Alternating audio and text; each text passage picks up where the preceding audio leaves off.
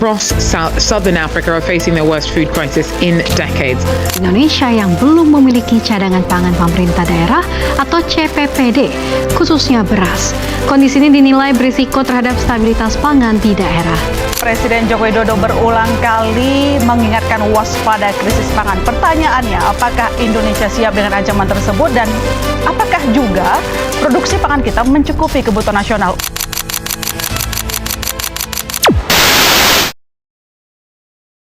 Indonesia masih sangat bergantung terhadap beras padi.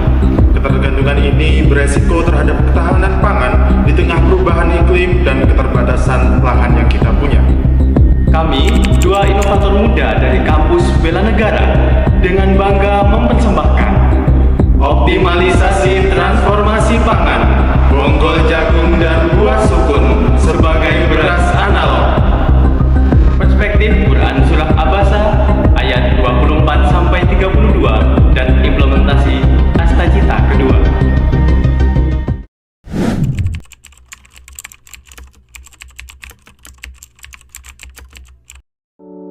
Tiap hari dari Sabang hingga Merauke, hampir setiap meja makan masyarakat Indonesia selalu menyajikan nasi sebagai menu utama. Lebih dari 98% rumah tangga di negeri ini bergantung penuh pada beras padi. Namun di balik kelezatan tersebut tersimpan kerentanan, perubahan iklim, keterbatasan lahan, serta ancaman gagal panen dapat menjadi ancaman terhadap ketahanan pangan nasional. Dalam surah Abasa, Allah mengingatkan manusia tentang hujan yang diturunkan, tanah yang membelah, hingga tumbuhnya berbagai macam tanaman.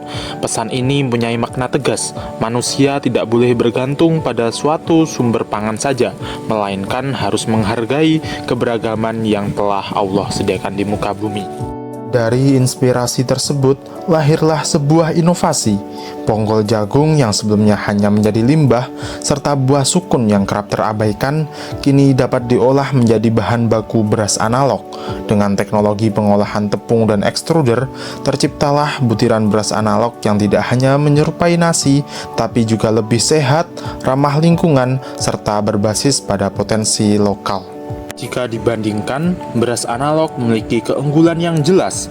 Kandungan seratnya mencapai 8,4%, jauh lebih tinggi dibandingkan beras putih.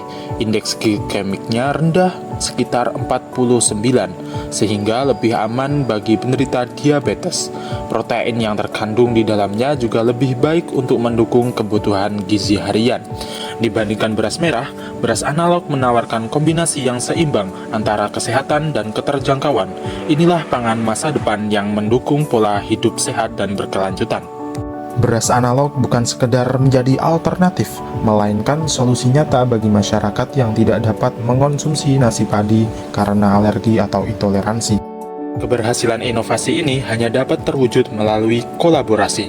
Petani menyediakan bahan baku, akademisi meneliti teknologi pengolahan, UMKM memproduksi dan mengemas, serta pemerintah mendukung melalui kebijakan. Inovasi ini mendukung tujuan pembangunan berkelanjutan. SDGs poin 2 mengenai menghapus kelaparan, poin 8 mengenai mendorong pertumbuhan ekonomi, serta sejalan dengan Astagita kedua, yaitu membangun kemandirian pangan dari desa. Dari kita untuk Indonesia berdaulat pangan, bersama wujudkan masa depan pangan yang sehat, beragam, dan berkelanjutan. Generasi Qurani, bumikan Al-Quran, wujudkan kedaulatan pangan.